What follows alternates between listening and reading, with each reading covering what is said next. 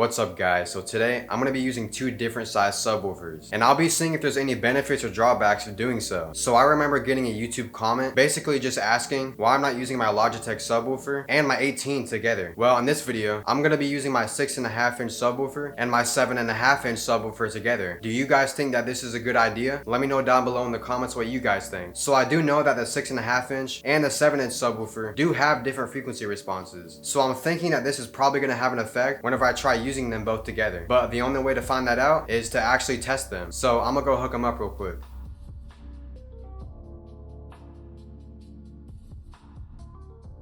So I just got the subwoofers connected down here. I got them wired in series down to 4 ohms. So now let's get to the test.